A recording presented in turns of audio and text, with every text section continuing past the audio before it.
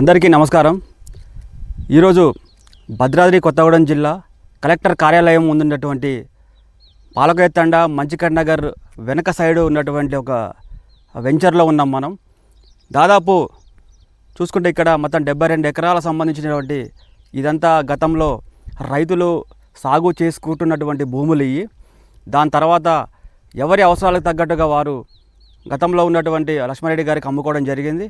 దాని తర్వాత ఇదంతా అక్రమ లావాదేవీలు జరిగాయని చెప్పేసి కోర్టుకు వెళ్తే కోర్టు కూడా రైతులకు సంబంధించిన భూములు రైతులకు దక్కాలని క్లియరెన్స్ ఇచ్చిన తర్వాత రైతులు ఎవరికి వాళ్ళు సాగు చేసుకుంటున్నారు. మళ్ళీ కావాలని రియల్ ఎస్టేట్ సంబంధించినటువంటి మాఫియాదారులు వాళ్ళని మభ్యపెట్టి లావాదేవీలు జరిపి మళ్ళీ వాళ్ళు సొంతం చేసుకొని ఇక్కడ ఎటువంటి అనుమతులు లేకుండా కూడా వెంచరు వేయడం జరుగుతుంది. మనం చూసుకోవచ్చు. ఇప్పుడు ఈ వెంచర్లో అన్ని రకాల సదుపాయాలు అయితే ఉన్నాయి. రోడ్డు, వాటరు, కరెంటు సప్లై కూడా ఉంది. మనం చూసుకోవచ్చు. ఇక్కడ ట్రాన్స్ఫార్మర్ కూడా ఇక్కడ వేయడం జరిగింది.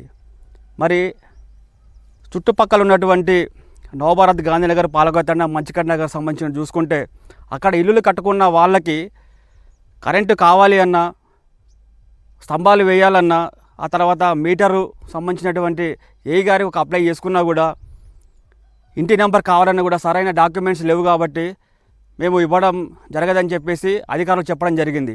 కానీ ఇక్కడ చూసుకుంటే మనం అన్ని రకాల సౌకర్యాలు అయితే ఉన్నాయి.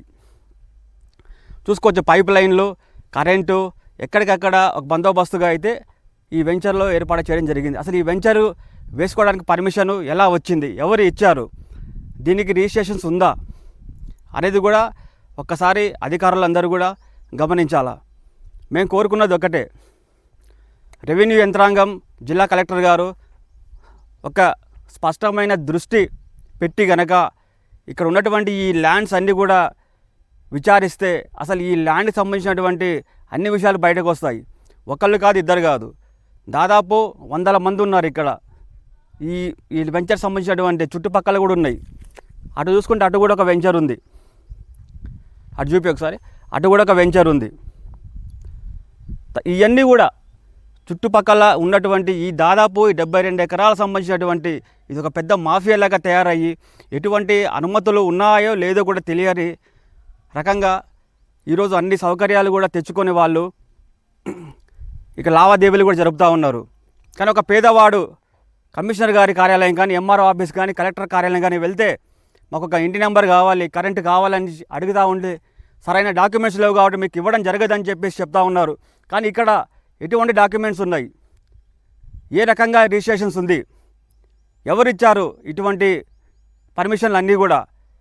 కాబట్టి మేము ఒకటే కోరుతా ఉన్నాం, స్పష్టంగా దీని మీద విచారించి కలెక్టర్ గారు దృష్టి పెడితే అసలు ఇక్కడ ఉన్నటువంటి ఈ ల్యాండ్ మీద ఈ ల్యాండ్ ఎవరిది, ఎవరికి చెందిద్ది అనేది కూడా తెలుస్తుంది.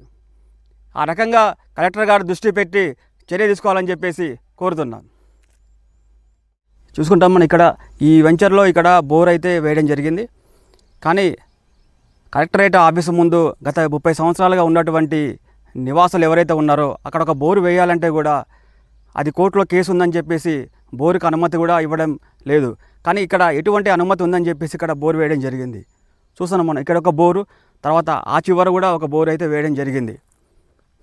మరి వీళ్ళకు ఎవరు అనుమతి ఇచ్చారు, ఎవరి అండతో చూసుకొని వీళ్ళు ఇంతకన్నా డెవలప్మెంట్ చేస్తున్నారు అనేది కూడా ఒకసారి మనం గమనించాలి.